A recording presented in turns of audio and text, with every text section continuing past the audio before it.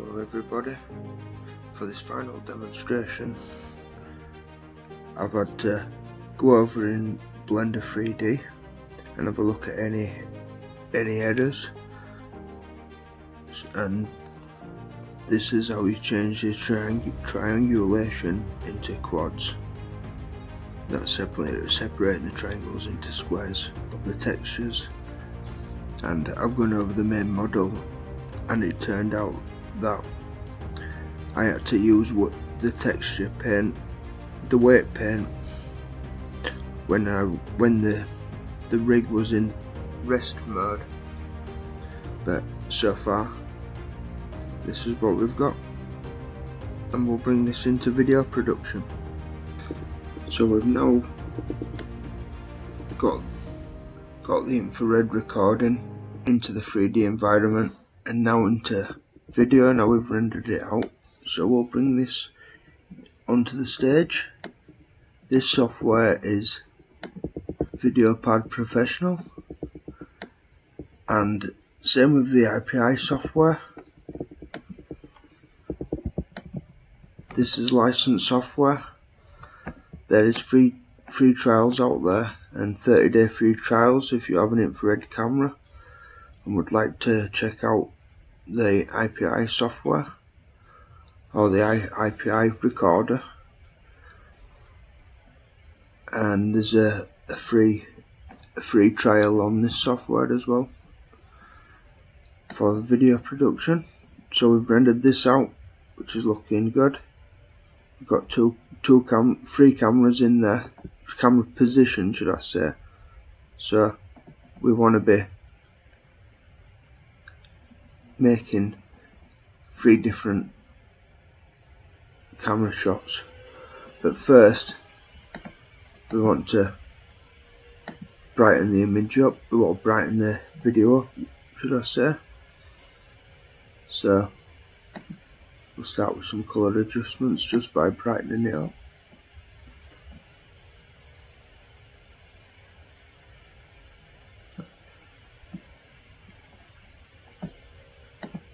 And then want to do the motion.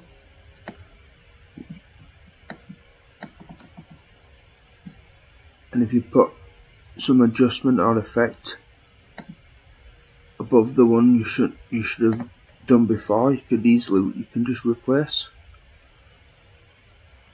So now the motion is underneath, and I've put motion in because I want to use an adjustment to the camera which zooms in an extra 30%, which would make the end product look a lot bigger. So if I zoom in at first, like that, and then we put the 360 degrees on, and then from here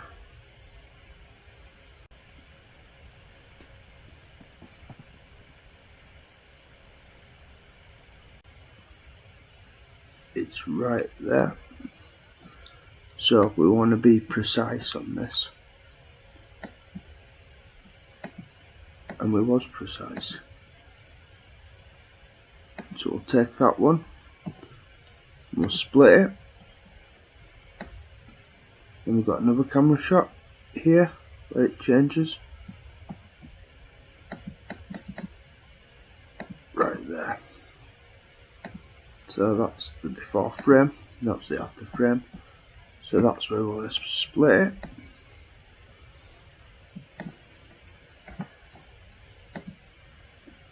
So here we can open up the timeline for this segment of what we've clicked out here, which is this one. And I've put this in.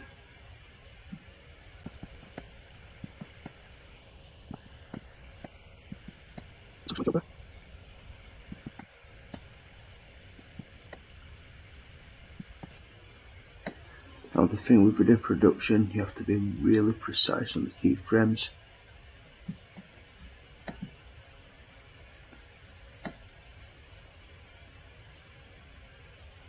there's no automatic button to go to the next key. So now we've got fades in there, and there's 360 camera views. We can always go back and go into the keyframes and adjust the scale coordinately. And if we set the keyframes correctly, always make sure you set keyframe on your first frame, whether you change it or not, because then your frame knows what it's going to be changing to the next frame. If you don't do that and you start entering frames on your next frames without and completely missing the very first frame on 000, then it just won't do anything. So bear that in mind. So we've got this, and it looks really nice. So we can export it out now. Let's look at the options. We've got a 360-degree file, and with us using a 360-degree view, it would look really good. However, we're not going to do that. We're just going to save it out as a normal video file. But we've got an options here to save out as a 3D video.